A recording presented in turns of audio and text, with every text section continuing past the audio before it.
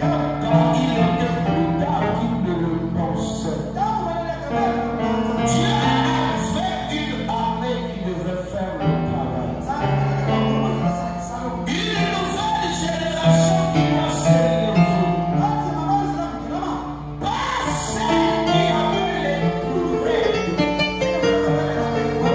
Car la raideur ne leur permettait pas de se mouvoir.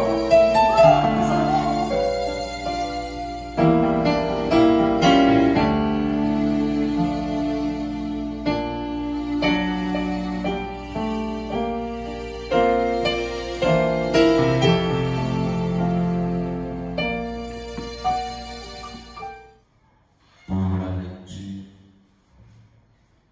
de la parole, prenez avec moi dans 2 Timothée au chapitre 3.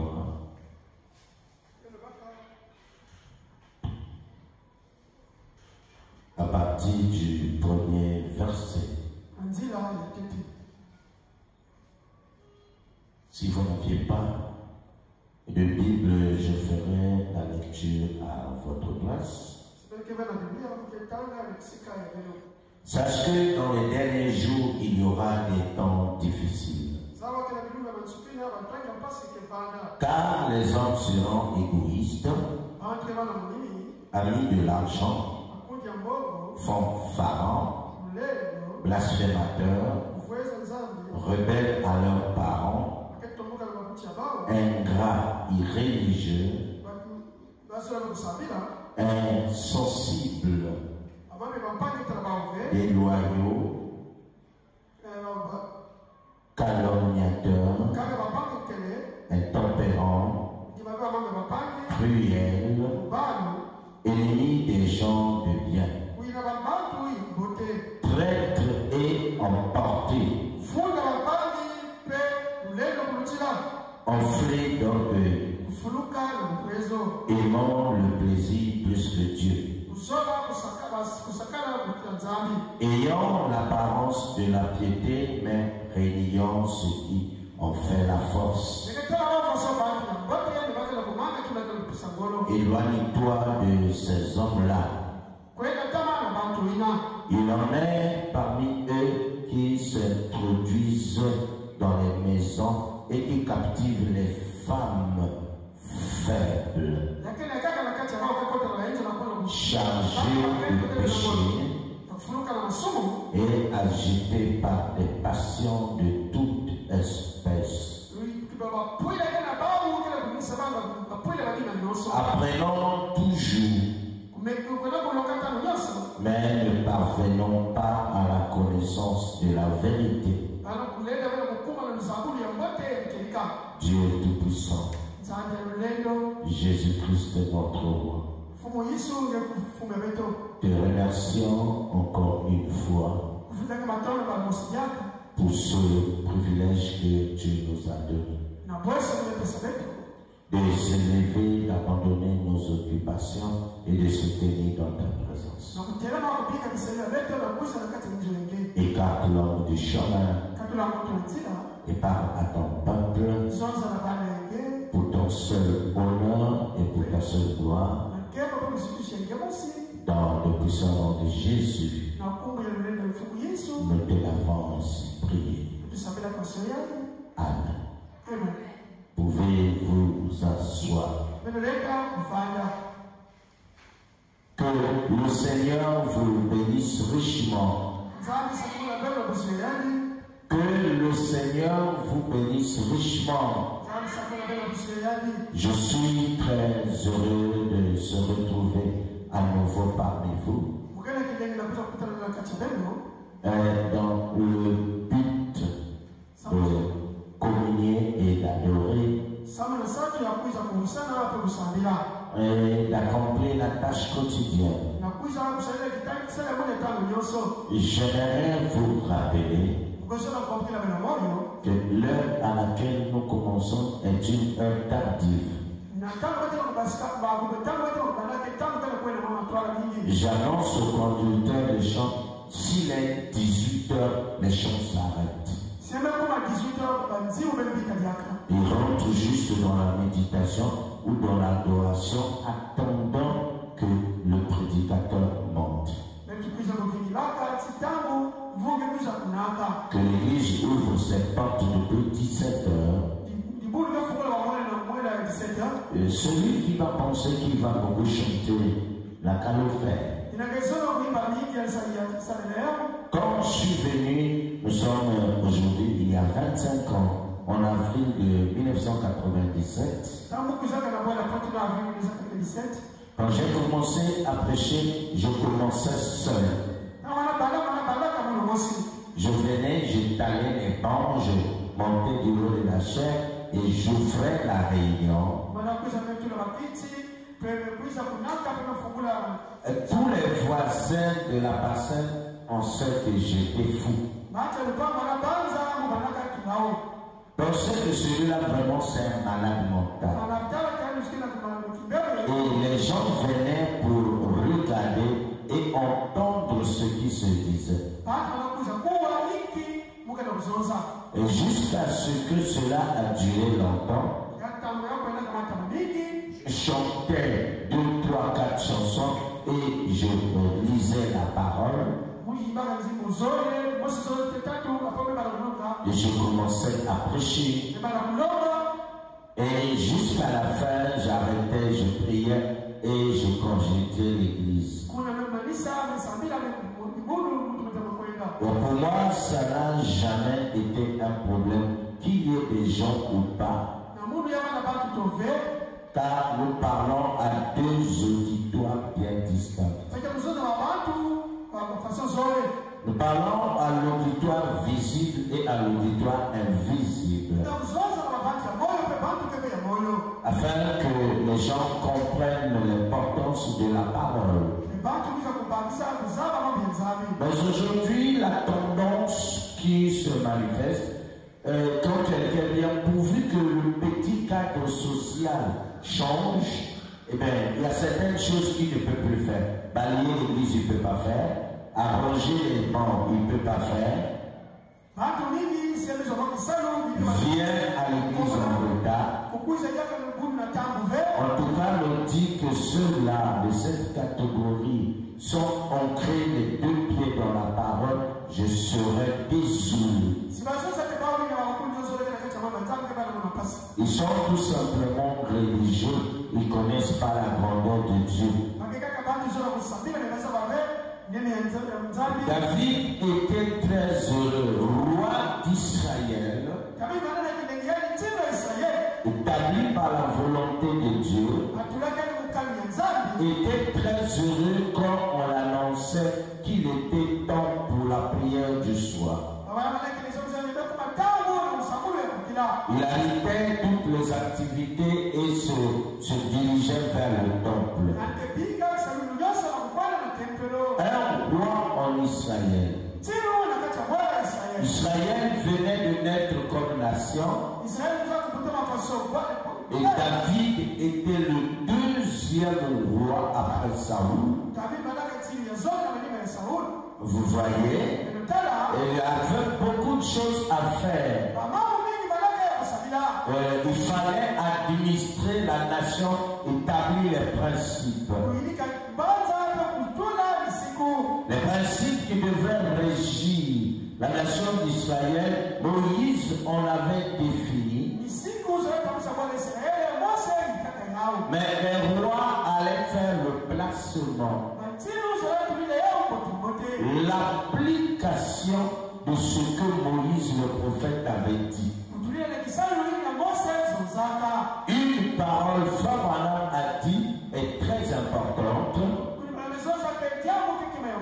mais appliquer ce que Frère Branham a dit est la chose la plus capitale. Frère Branham dit: je suis allé suivre cet homme, ce savant, ce génie appelé Albert Einstein. Il dit: quand je l'ai écouté, j'étais flatté. Il dit: la colonne de feu a visité cet homme. Et il a étudié les lois de la lumière. Il a même dit il y a quelque part dans l'univers une source de lumière, un centre lumineux. Si les hommes pouvaient rentrer en contact avec ce centre lumineux, la puissance serait illimitée. Il créerait même des mondes. La maison serait leur partage. Il a dit l'exacte vérité. Mais quand il est descendu sur la terre, il en a fait une application charnelle. Cela a permis au général MacArthur d'aller faire disparaître une partie du Japon. Il a bombardé les villes de Nagasaki et Hiroshima. Alors que le problème était ailleurs. C'est Albert Einstein qui a produit le port. La parole est claire et nette, mais c'est ce que vous en faites. C'est ce que vous en faites et ça qui détermine votre destination. Paul dit, sache que dans les derniers jours, il y aura des temps difficiles. Car les hommes seront. La condition des derniers jours dépend des activités des humains. De la manière, les hommes commenceront à agir. Chez chaque agissement est caché une croyance. Les gens agissent tels qu'ils agissent par rapport à ce qu'ils croient. Vous ne pouvez pas croire à la saine doctrine et donner des agissements qui sont contraires. Car la saine doctrine engendre le Saint-Esprit. Et la fausse doctrine engendre juste les démons. Vous ne pouvez pas prétendre croire la parole et être retranché derrière des croyances qui n'ont ni tête ni queue. Surtout que dans ces derniers jours, les gens ne croient rien. En train de jouer sur les principes de la parole. Les gens regardent au résultat. Tout chemin mène à Rome. Ce n'est pas parce que tu t'es retrouvé dans Rome que tu es dans la vérité. Jésus a parlé qu'il y avait un grand homme qui donnait une manifestation. Et il y avait une grande fête de noces. En Israël, pour entrer dans la salle des noces, il y a tout un protocole. Un ensemble des faits, des actes, des principes qui doivent être observés. On devrait d'abord vous laver les pieds et on devrait vous parfumer ses pieds par un certain parfum appelé le nard. Et ensuite on vous lavait le visage et les mains. On vous parfumait pas par le premier parfum mais un deuxième parfum appelé le liba. Et qui était fabriqué autrement. Ensuite, on te prenait, on t'embrassait, on te tapotait par le dos et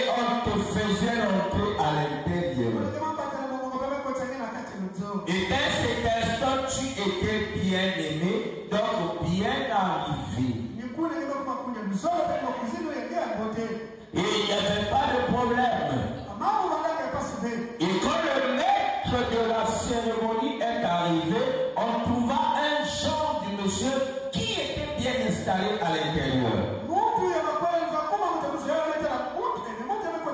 Mais qui n'était pas passé par le protocole. Il sentait mauvais.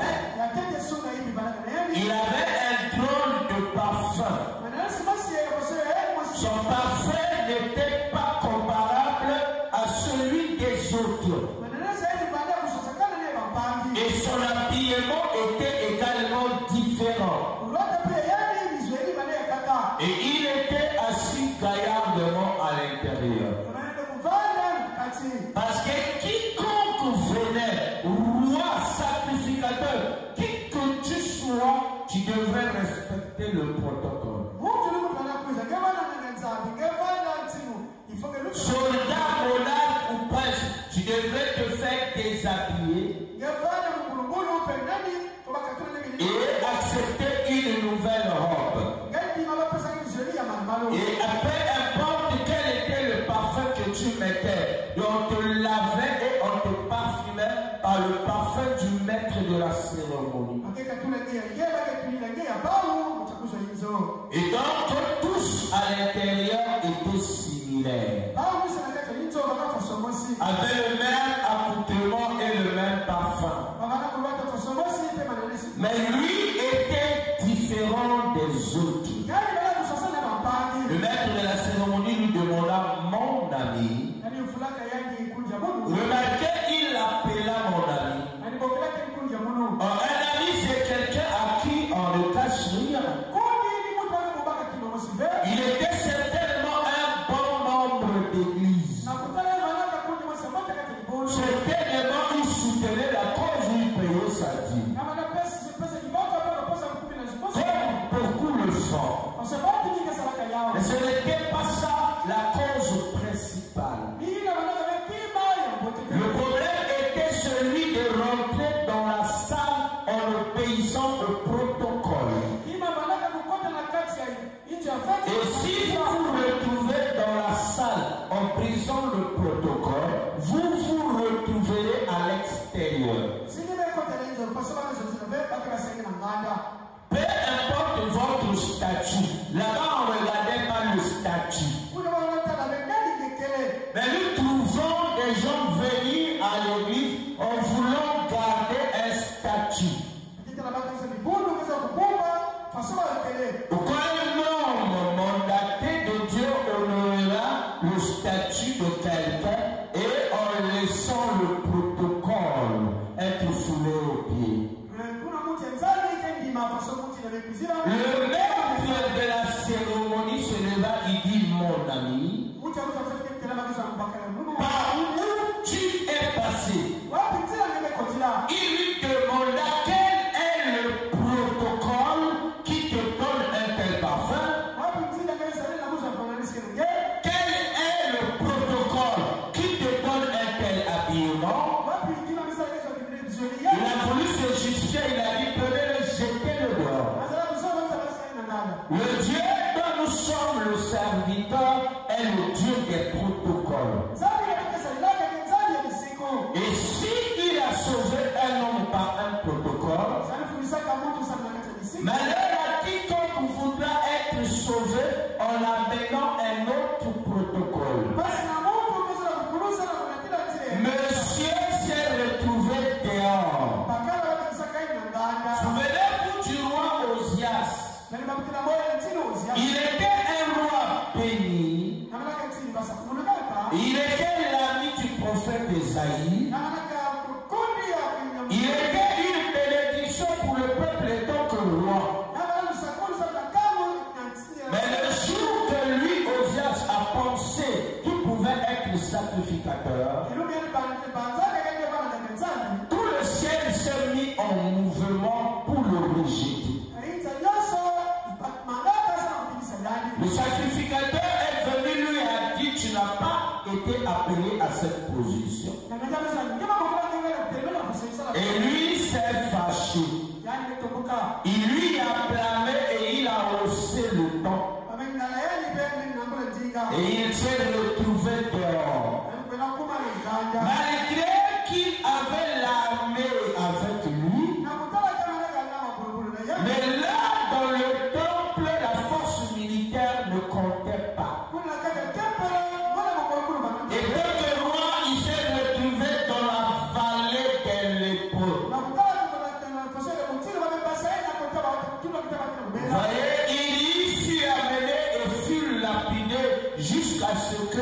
morts s'en suivent.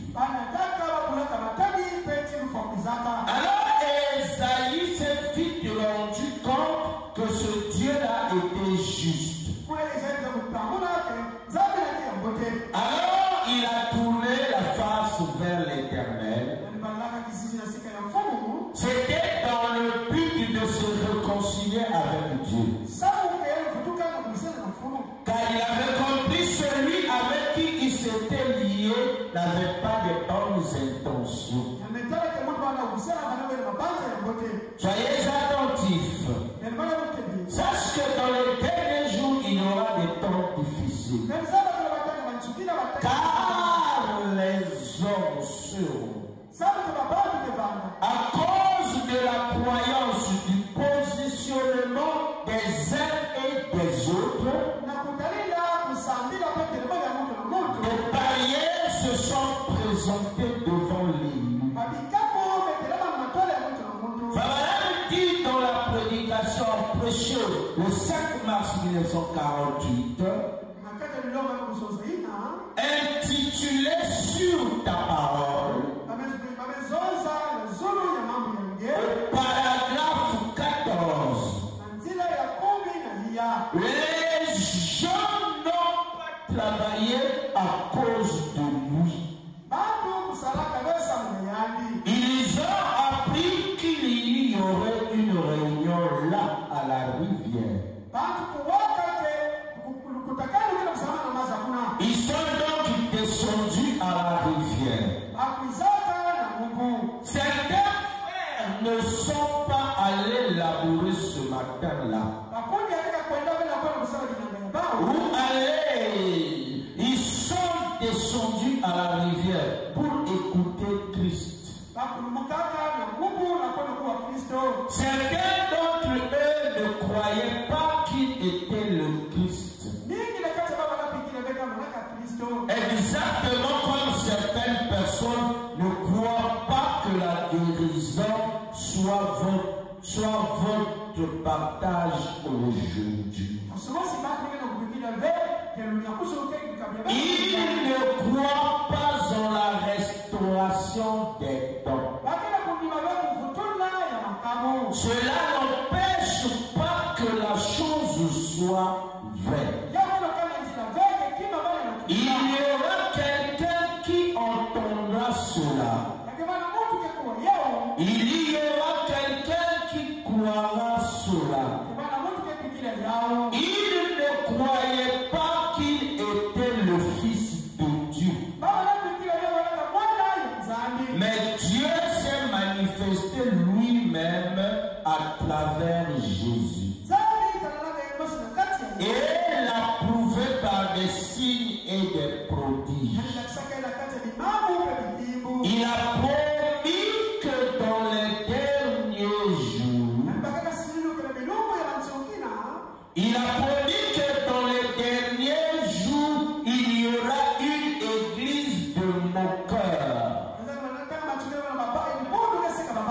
Nous les avons. Non, peu importe qui que vous soyez, nous avions des moqueurs dans l'église. Et il a promis qu'il y aurait une église qui serait accompagnée de signes. Nous l'avons. C'est vrai. Comme ce soir, les gens se trouvaient soit d'un côté, soit de l'autre. Chacun de nous ici présent est soit d'un côté, soit de l'autre. C'est vrai. Aujourd'hui, ce soir, chacun de nous se trouve soit du côté de la parole, soit du côté de l'antichrist. Il n'y a que deux positions. Soit vous acceptez la parole, soit vous la repoussez. Soit vous acceptez Christ, soit vous le rejetez.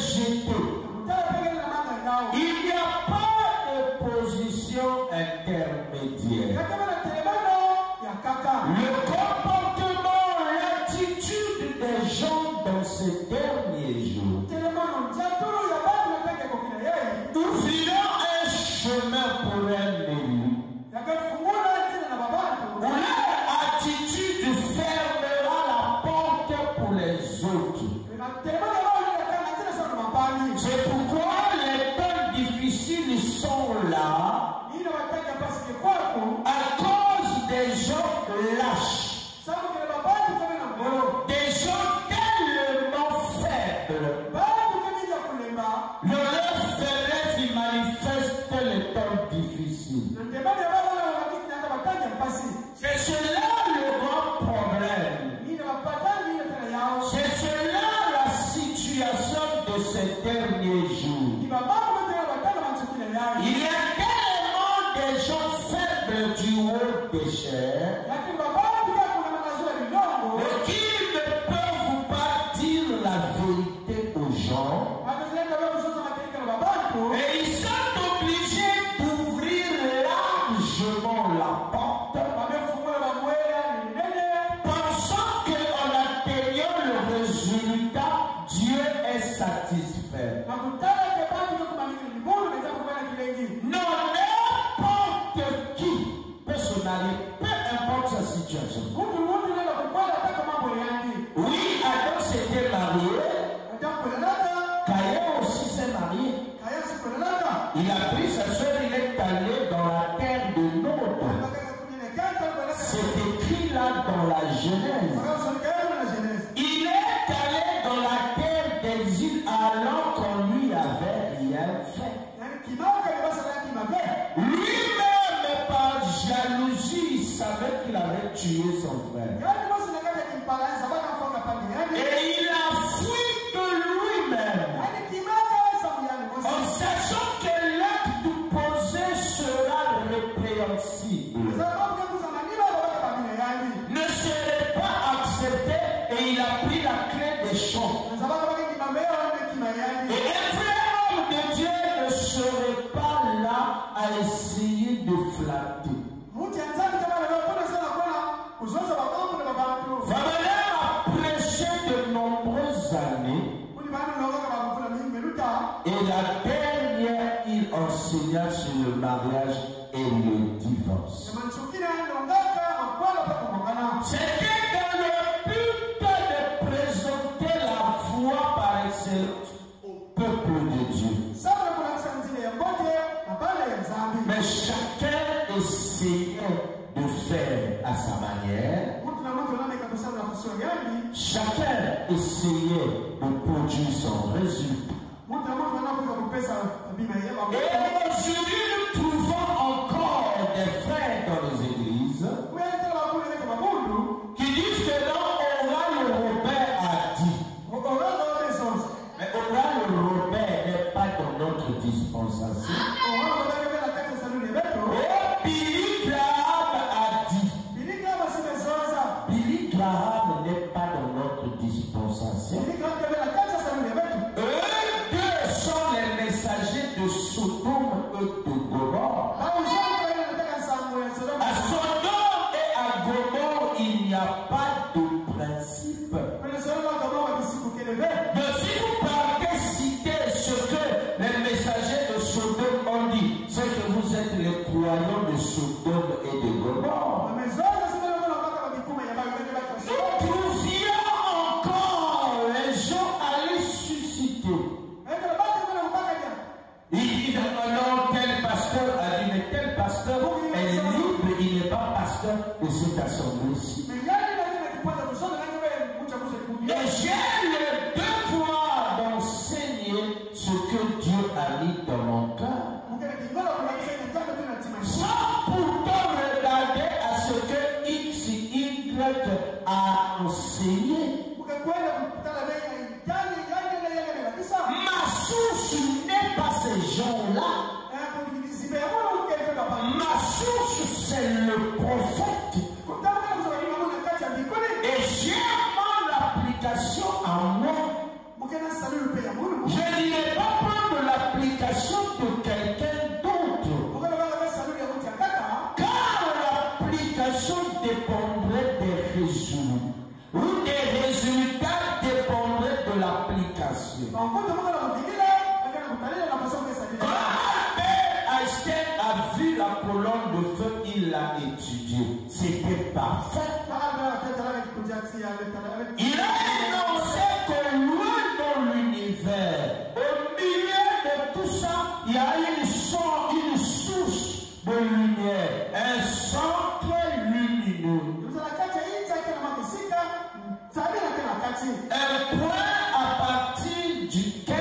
la lumière jaillit. Vous voyez, et Frère Branham a apprécié, a dit c'est l'exacte vérité. Il dit si quelqu'un, qui nous soit, quelle que soit la condition, entrait en contact avec ce centre lumineux, la puissance serait illimitée. La guérison serait en abondance. La mort n'y serait plus. Car la mort a été balayée. Le premier ciel et la première terre ont été balayés. Ne sont plus, ont été essuyés. N'apparaissent plus au grand jour. Ils ont été engloutis par la lumière du soleil de la justice.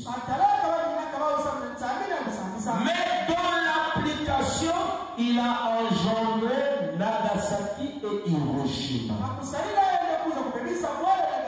Des milliers de personnes en sont morts. Des gens qui n'avaient pas un lien avec la guerre. La guerre faisait rage en Allemagne, en Europe. Le Japon était une extrémité de l'Orient. Et ça s'appelle l'extrême Orient.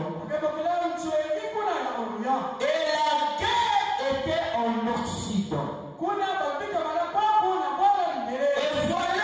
l'homme des États-Unis a pris cette arme et est allé jeter loin de la position d'origine de la guerre. C'est Hitler qui a mené la guerre, mais c'est l'Orient, l'extrémité de l'Orient qu'on va aller bombarder. Il y a problème. Celui qui est responsable, c'est moi. S'il y a quelqu'un qu'on doit bombarder, c'est moi. L'origine, la source de la guerre est l'Allemagne. Et on va aller bombarder le Japon. Cette situation, ils ne peuvent pas l'expliquer. Ils ne peuvent pas l'expliquer. Les Américains avaient des sérieux problèmes. Ils savaient que l'Orient était la source de la civilisation. Peu importe ce qui pouvait être l'issue de la guerre, une source continuera toujours à s'alimenter. Il n'y avait pas moyen pour eux de les arrêter. Ils étaient plus intelligents, plus entreprenants. La croissance du développement était très élevée. Le PIB était hautement élevé.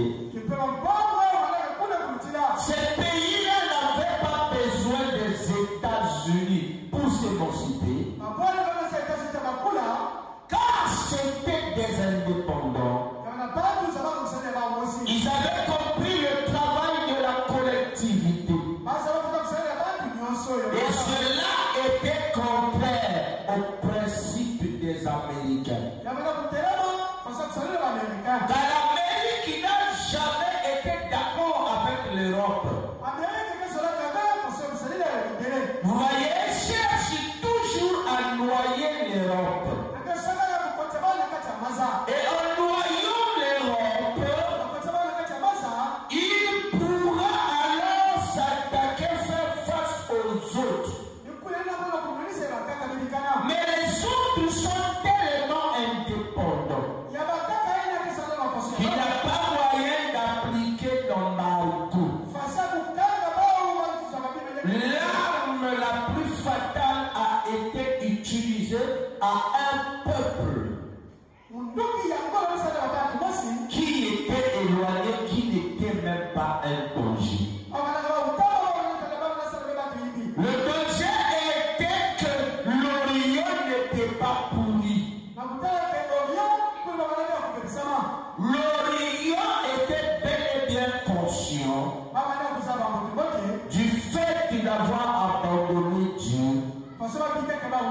et de s'être placé dans la position de recevoir un nouveau Dieu.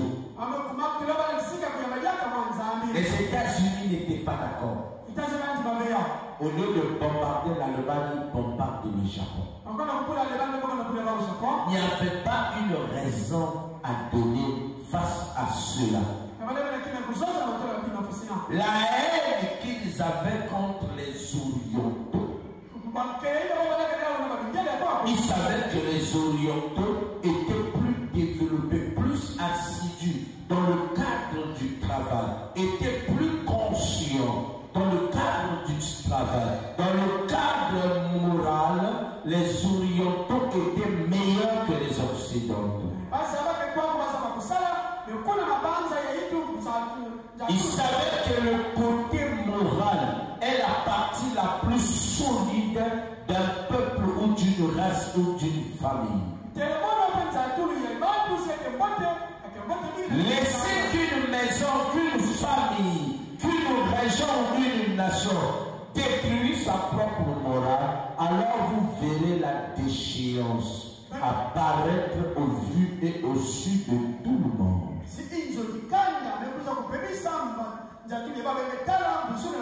Ils étaient conscients que leur moralité les amenait à la destruction. Alors ils ont vu le danger. Les gens là nous écraseront.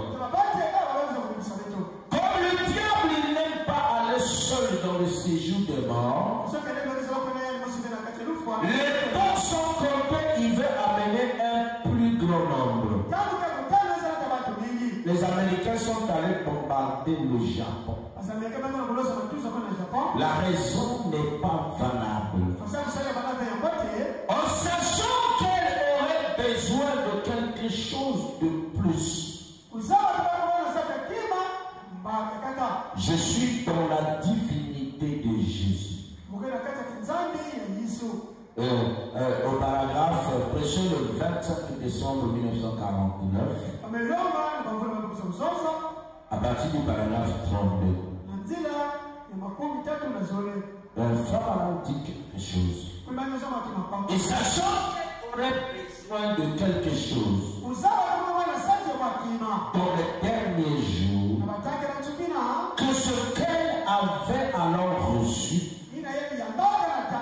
il a dit, je ne vous laisserai pas orphelin. Dieu, sachant que l'Église aurait besoin de quelque chose de plus que ce qu'elle a reçu, il leur a dit, je ne vous laisserai pas orphelin. Je ne vous laisserai pas orphelin.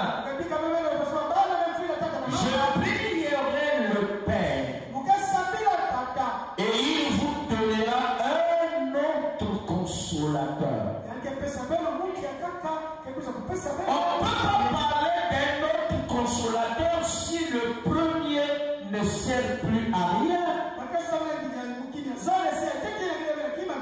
ne peut pas réclamer un autre enseignant si le premier est encore dans sa dimension, dans son rôle.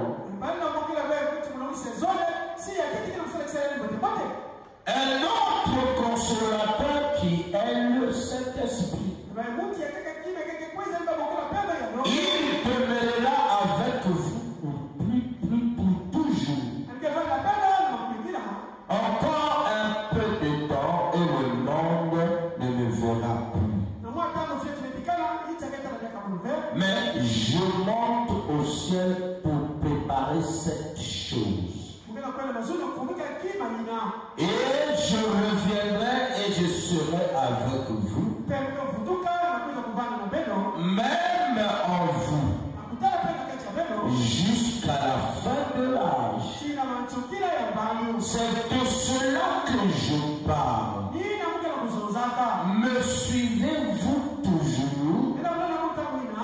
Dites Amen. C'est juste. C'est de cela que je parle maintenant. C'est de lui Il reviendra dans sa grande puissance. Oh, les âges se sont succédés, mais ils n'ont pas produit ce qu'ils avaient promis. Cela est très, très capital. Si vous gardez les mêmes protocoles que ce que Moïse avait, sachez que vous produirez les mêmes résultats. Il nous faut quelque chose de plus afin de sortir de cet âge de l'église. Car d'Éphèse jusqu'à Laodicée, vous voyez, vous êtes encore dans le bâtiment. Mais il faut aller au-delà de la bâtisse. Au-delà de ce qui a été fait par les mains d'hommes. Vous devez sortir au-delà de votre carcan. Prince, roi ou monarque, la salle de noces dépendra de l'application des nouveaux protocoles. Or, le Liban ou le Liban et le Na sont les parfums que la reine du Sud avait chargés dans son chariot.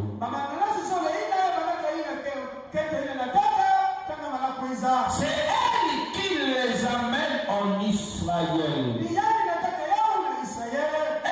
qui était venue d'un pays lointain. Elle qui était sortie du désert. Et aujourd'hui, parfois, tu entends parler les gens. Oh non, je n'avais pas le déplacement pour aller à l'église. C'est pas vrai, je ne peux pas comprendre ça. Tu n'avais pas le déplacement pour aller à l'église. D'habitude, tu payes un taxi pour aller à l'église. Non, je n'avais pas de déplacement. C'est pourquoi j'ai pensé, je le ferai seulement dimanche. Et après, il va s'asseoir, il est en train d'aller regarder les matchs. Dès très longtemps, une époque lointaine, ce monsieur n'a jamais été touché par Dieu. Parfois, je ris. Je vois le comportement de beaucoup de frères. Tu ris. Un frère vient te voir. J'ai un examen à passer. J'ai un test à passer. Pasteur, prie pour moi. Tu lui parles, tu lui donnes des conseils. À la fin, tu pries pour lui. Il part, il ne te fait plus aucun rapport. Je ne sais pas s'il faut appeler ça frère. Un oiseau de mauvais augure. Ou un hibou. Créature des ténèbres. Je ne sais pas si vous connaissez les lois et les principes. Qu'on ne se moque pas de Dieu, ni de sa parole, ni de ses serviteurs, ni de son peuple. Si tu ne voulais pas pour toi, tu pensais que ce n'était pas important, il ne fallait pas venir toquer la porte. Tu es comparable à quelqu'un qui toque à la porte, on demande oui c'est qui, personne ne répond. Une attitude attitude rétrograde. Mais avec cette attitude, tu risques même de perdre ta vie. Si monsieur se sent en danger, il peut sortir son arsenal. S'il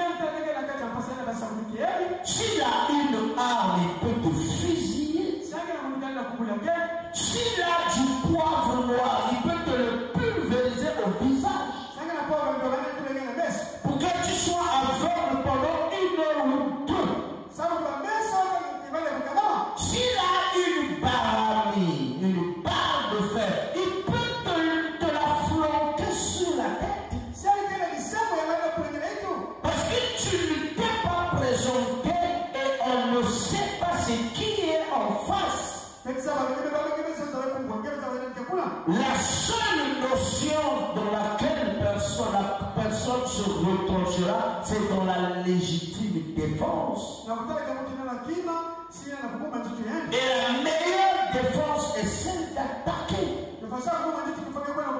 Qu'il est mieux d'attaquer pour mieux se défendre. Et qui veut la paix doit être prêt à la guerre. Oui, qui veut la paix doit être déjà prêt d'affranchir le premier coup. La prévoyance est la mère des sciences. Le sage voit le mal et il s'écarte, mais les sensés foncent. Nous, les gens n'ont aucun principe. Et prochainement, tu viendras encore me voir. Et tu me diras, pasteur, non, prie pour moi. Mais moi, quand je te mettrais dans la catégorie des hypocrites, la catégorie des bons n'a rien dans le royaume de Dieu, la catégorie de ceux qui se déambulent, ils sont ça et là, ils sont dans leur combine. J'ai déjà trouvé beaucoup de frères. Un autre, c'est juste dans l'homme de chez moi, il passait avec sa concubine. Et il est passé, un petit gamin me dit, hey, pasteur, mettez-le qui a la quête dans ma boucle. Moi j'ai vu ton petit frère avec une femme. J'ai dit, mon petit frère n'est pas marié, il n'a pas une femme. Quand les petits sont allés alors acheter du pain quelque part, ça a chauffé dans l'église.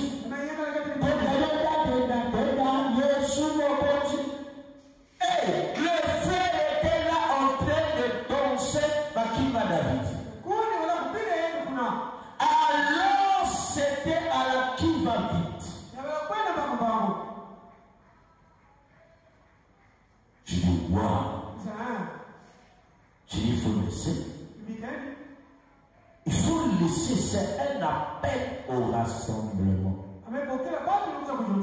À celui qui aura l'intelligence.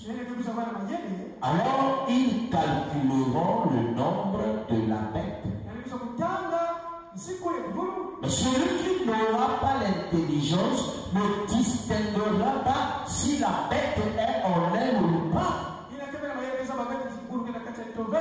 Car c'est ici la sagesse et la persévérance des saints. Qu'il était important d'étudier les nombres et les couleurs. Car cela était toujours associé dans le déchiffrement des énigmes de Dieu. Dans ces derniers jours, nous avions une église de moqueurs. De ceux qui se moquent de Dieu et de son peuple. Ne pensez pas aux gens du dehors. Non. Je ne parle pas de ceux du dehors. Car si c'est de ceux du dehors, la Bible n'aurait pas dit qu'ils ont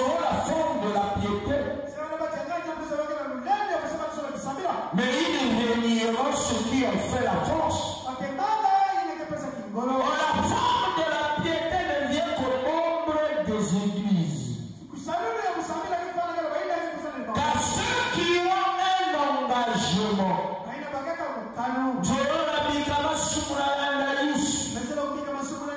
c'est un engagement, mais aujourd'hui la mondialité s'y trouve concentrée.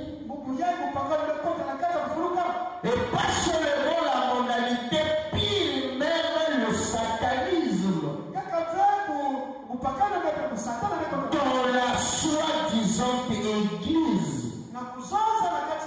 Que si Luther et Wesley venaient, Madame dit à cause de la honte qu'ils essuieront, ils seront obligés de repartir dans leur tombeau.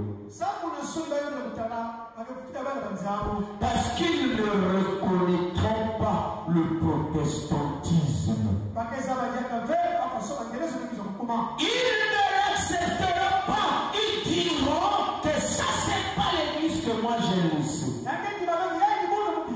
Ça c'est pas le fruit des enseignements que moi j'ai donné. Ils repartiront bonnement dans leur tombeau.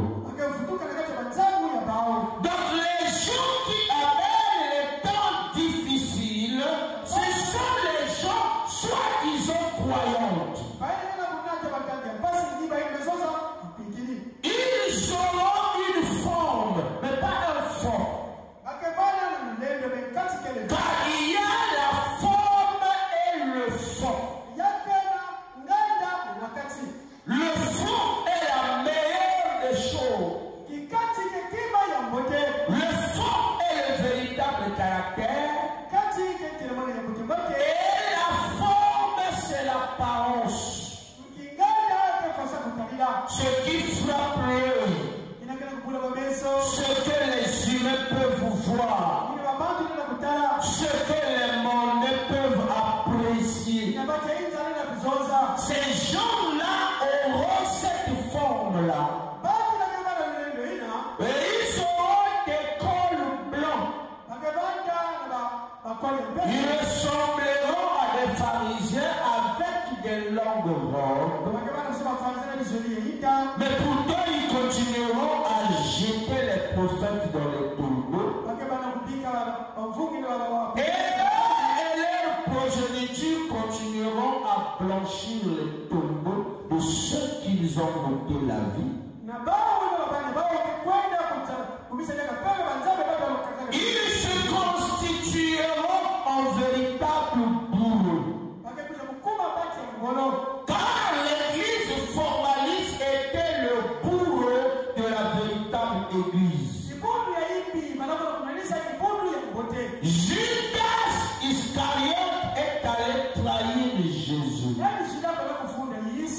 Car derrière cet agissement, il y avait une croyance. Il croyait que Jésus allait faire un miracle.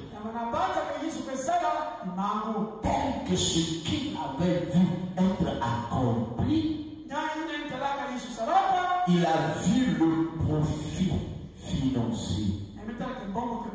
Il dit non, lui-là même si je le vends, tellement qu'il est puissant, il est impossible qu'on puisse le saigner dans un être humain.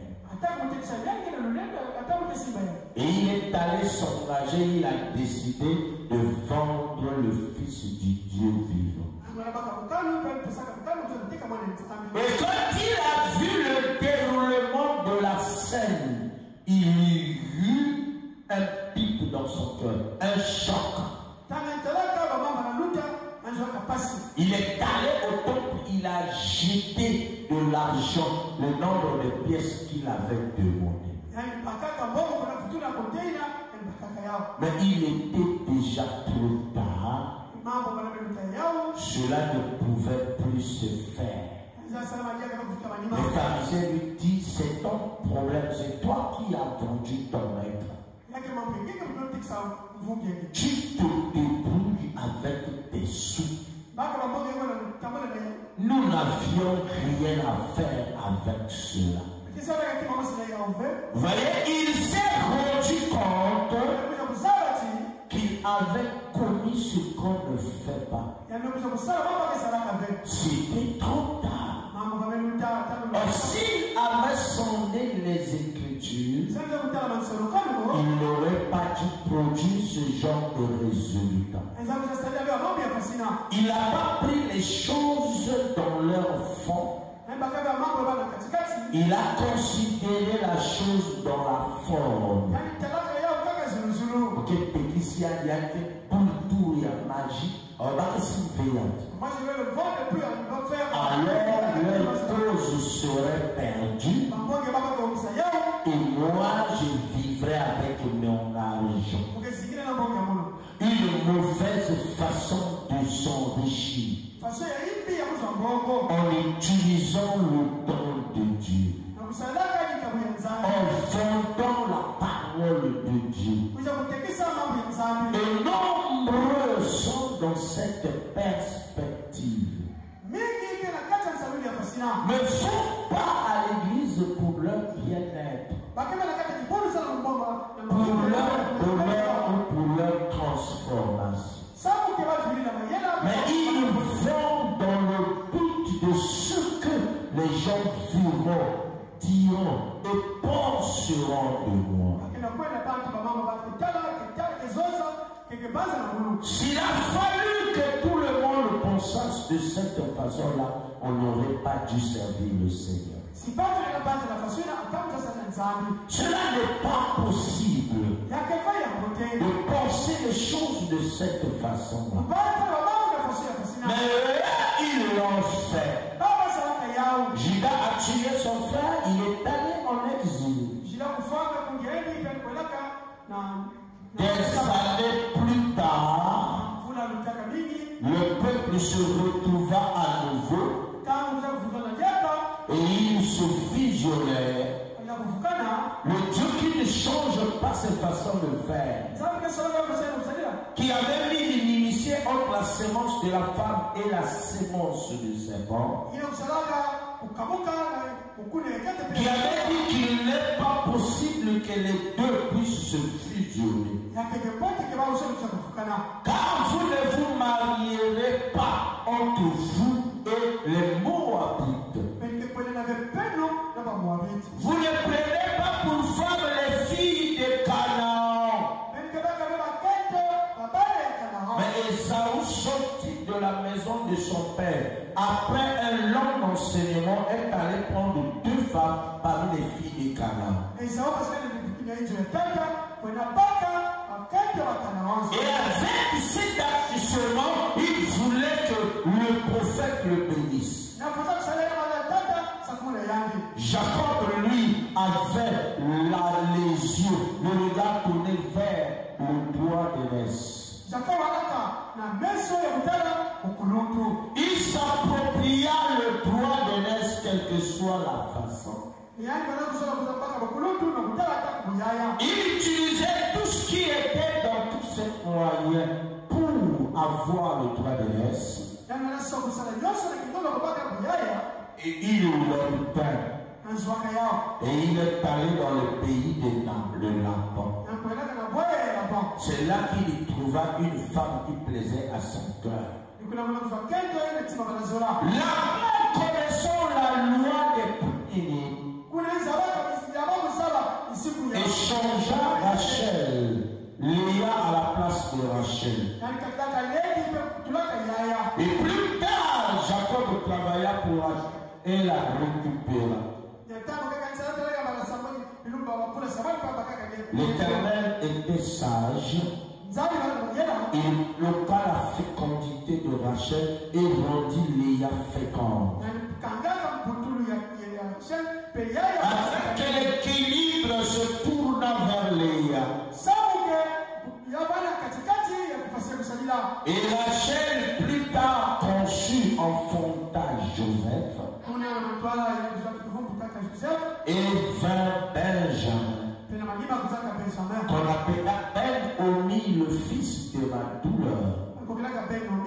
Là, Rachel pleura ses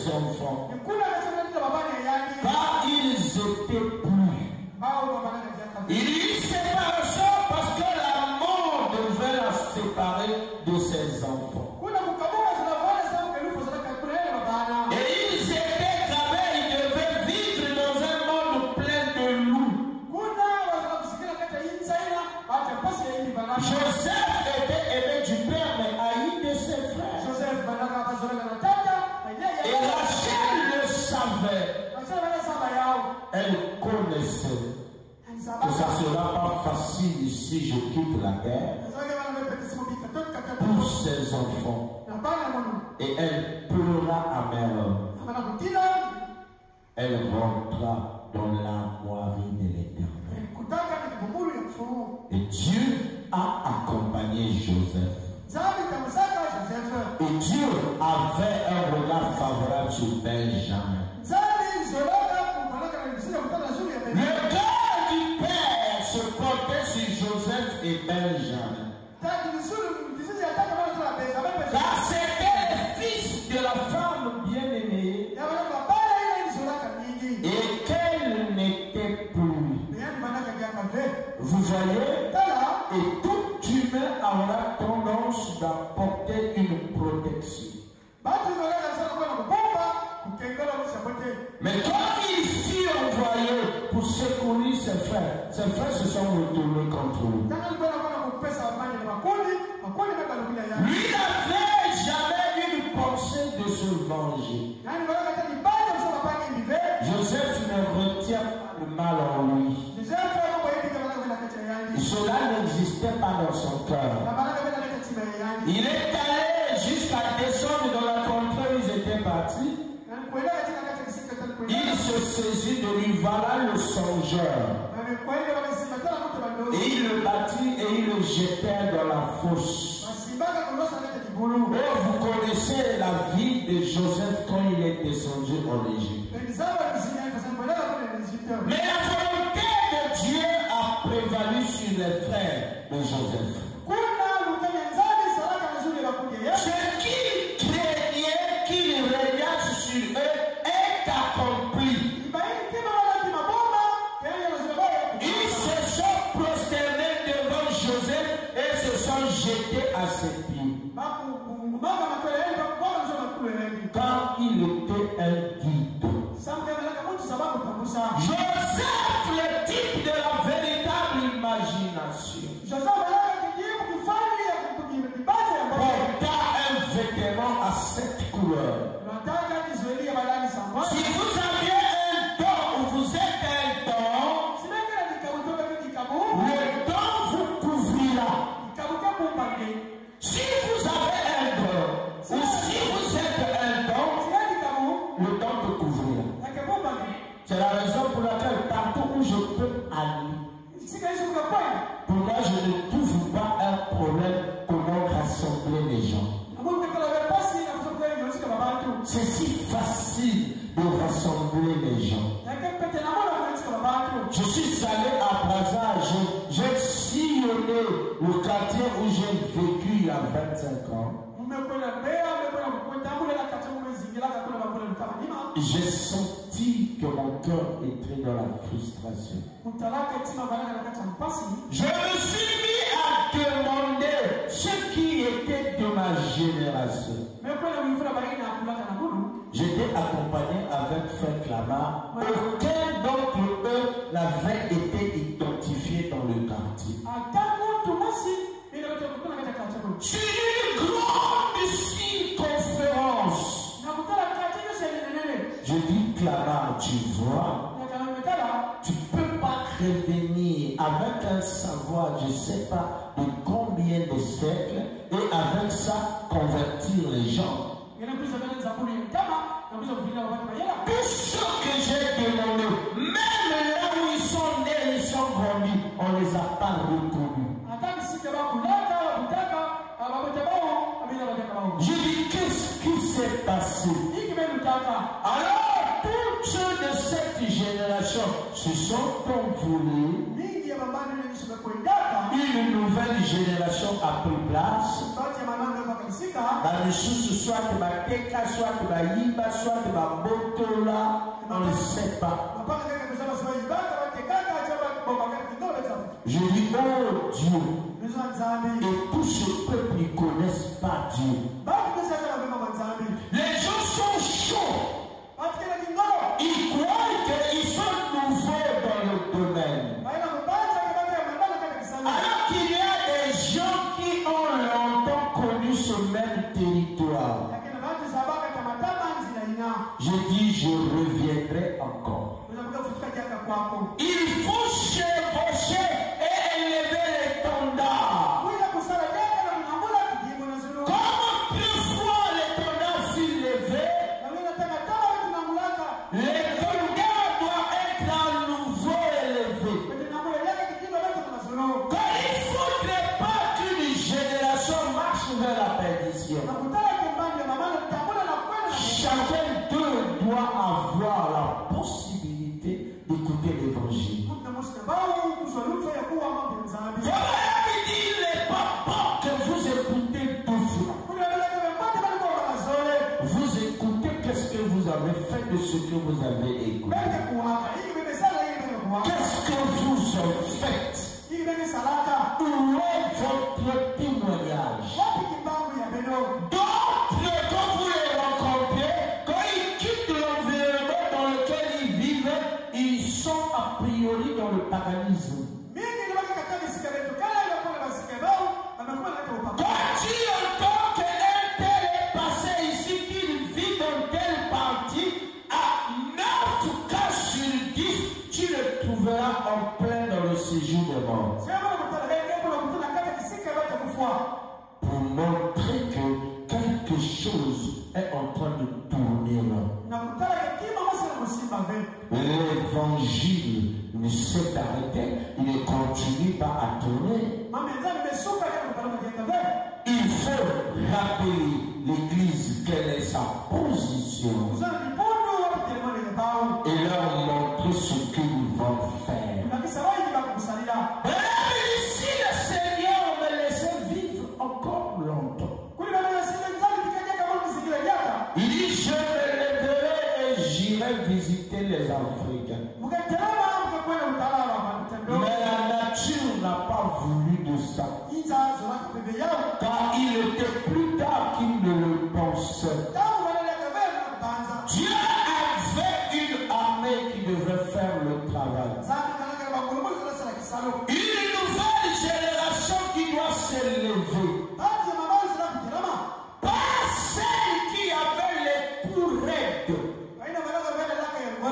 Dont la raideur ne leur permettait pas de se mouvoir. Ils avaient les engrenages enrouillés. Dont les mouvements n'étaient pas possibles.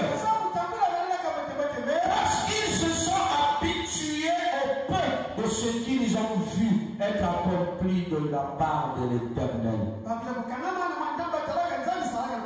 Le royaume a besoin des gens qui doivent se lever et amener ce message plus loin. Le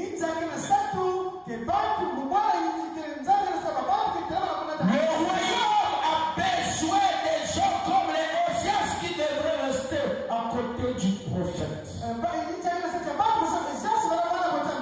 et soutenir le prophète pour répondre à la parole de Dieu. On a besoin des gens qui doivent se tenir dans leur position. Car l'Afrique n'a pas besoin de missionnaires provenant de l'Occident. Mais les Africains, ils sont ce qu'ils sont. Alors je répéterai ce que disait Franck Fanon, que l'Afrique n'est pas encore arrivée au bout de ses peines. L'Église n'est pas encore arrivée au bout de ses peines. Laissez que Dieu souffle un petit souffle dans la vie de quelqu'un. Vous verrez quelqu'un commence à venir en retard. C'est une attitude rétrograde. Au lieu d'être encore plus humble et voir les multitudes de bénédictions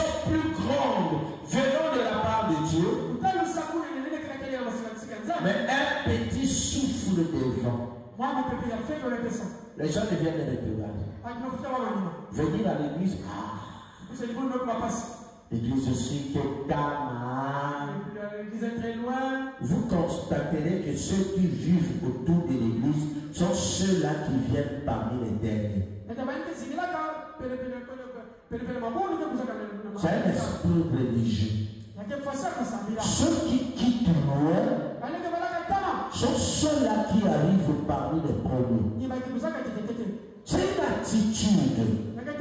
Et Dieu récompensera tout un chacun. Dieu récompensera tout un chacun par rapport à son attitude. Sinon, John Charit ne serait pas resté en train de servir Dieu jusqu'à la fin de sa vie. Il était à la recherche de ce qu'il allait faire pour le royaume. De ce qu'il allait réaliser pour le message. Mais pour les Africains, pour les Congolais, pour les Portugais, le Seigneur Dieu, il était même mieux que les gens vivassent dans la misère que de voir une petite rosée passer entre les mains des gens. Et vous serez surpris qu'ils deviendront de plus en plus fainéants. Pensons que c'est ça, être au service de Dieu.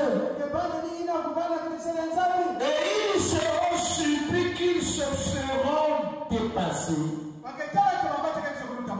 Qu'aujourd'hui tu vas dans l'église, tu vas, il y a des gens qui ont cru je ne sais combien d'années.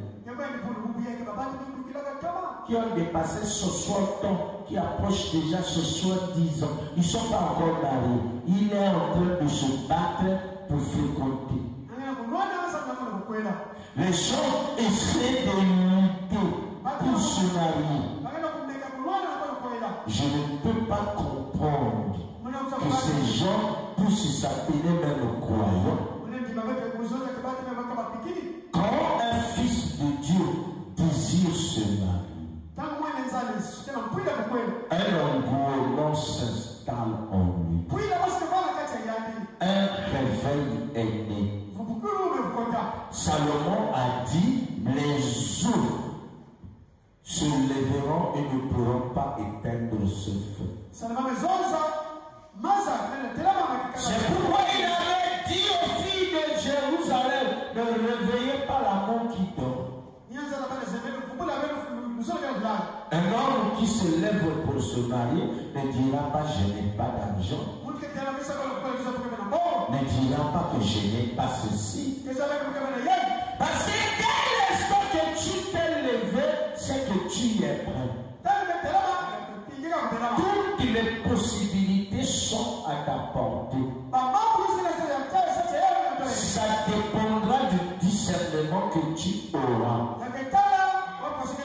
Parce que Dieu ne veut pas porter la honte. Et il soutiendra une décision courageuse. Et il prêche à la puissance que produit la décision. Et il y a les résultats que produisent la décision. Vous voyez, il y a la puissance que la décision produit. Et il y a les résultats que la décision aussi produit. Ce qui est important est de dire l'an prochain dans Jérusalem. Voici ce que je dois réaliser. Advienne que pourra, qu'il pleuve, qu'il neige, j'apporterai ce cadeau même dans l'au-delà. Dans les temps appropriés, Fabana dit son monsieur qui avait la tuberculose, dans son épouse mourut. Et il avait promis à son bébé qui était rongé de la maladie de lui acheter un cadeau de Noël.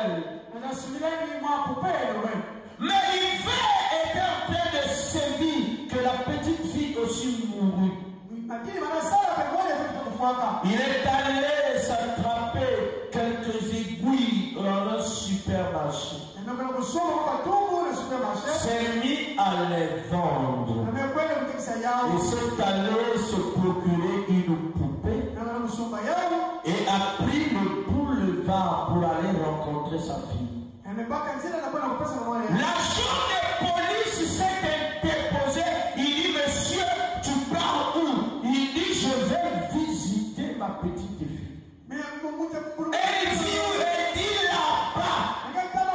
Il dit, monsieur, tu ne peux pas traverser deux parties de maison. C'est pas possible, tu succomberas. Il dit, non, je dois arriver et déposer ce dont il est approprié. Il dit que ce vieillard avait bravé la mort. Il dit la difficulté, la douleur ne l'a pas arrêté. Il a tenu, il a serré sous ses bras cette poupée et il est allé droit jusqu'à ce qu'il a rejoint sa petite fille. Il a atteint le but ultime de sa vie, qui était celui d'apporter un présent à une fille qu'il avait aimée et qu'il avait portée, à qui il a promis une vie meilleure. Et si un homme démuni, dépouillé, a pu accomplir les désirs de son cœur, pourquoi les croyants aujourd'hui, pour accomplir ce qu'il a promis, il trouve des excuses? Je n'ai pas eu l'argent. Je n'ai pas eu ceci. J'étais en train de compter sur une dette qu'on allait me payer. J'avais vendu une parcelle. J'ai attendu qu'un client me payasse. Ça, c'est les excuses ou l'expression de l'incrédulité. Mais la foi remporte toujours la victoire. Car Dieu, dont nous sommes les serviteurs, est tout puissant et il est puissant et fort dans la bataille. Il ne perdra aucune bataille. Dans son peuple dont nous sommes, nous ne perdrons jamais. Peu importe les situations. C'est l'an prochain dans Jérusalem. Jérusalem était le but ultime de tout véritable fils d'Abraham. Il savait, peu importe la déportation, que l'an prochain c'est dans Jérusalem. Salomon avait dit, ayez les regards vers le temple. Oui, et courbez-vous et parlez de tout votre cœur. Vous verrez ce que vous avez demandé ou exprimé être accompli devant vous. Que le Seigneur vous bénisse richement. Et dans sa paix. Avec nos têtes inclinées. Nous te remercions, Père Seigneur, pour cette opportunité. Nous voulons que tu tournes nos regards vers toi. Qu'un lien permanent puisse être fixé. Ce qui permettait aux dons prophétiques de voir la vie des gens. Mais que ton regard soit fixé sur notre cœur. Tu puisses extirper toute la racine d'amertume et tout ce qui n'est pas vivant devant ta face. Car un démon ne peut pas survivre dans ta présence. Ni Dagon ne peut résister devant l'arche de l'alliance. Entre tes mains, nous nous reposons. Entre tes mains, nous nous confions. Tu es le potier, nous sommes l'argile. Modèle-nous selon la vision que tu as faite de la croyance. Une véritable croyance qui est centrée sur ta parole. Que nous soyons l'accomplissement de ce véritable message. Que le prophète puisse se réjouir en voyant une épouse sans tache ni ride ni rien de similaire. Et que tu puisses nous modeler, tu puisses nous translater à l'image de ta gloire. Et que en tant que croyants, nous puissions dire Amen à ton message. Et qu'il nous soit fait selon tes propos. Car tes paroles de promesses sont infaillibles. Ceci nous te le prions. Dans le parfait nom du Seigneur Jésus, le Dieu vivant. Amen.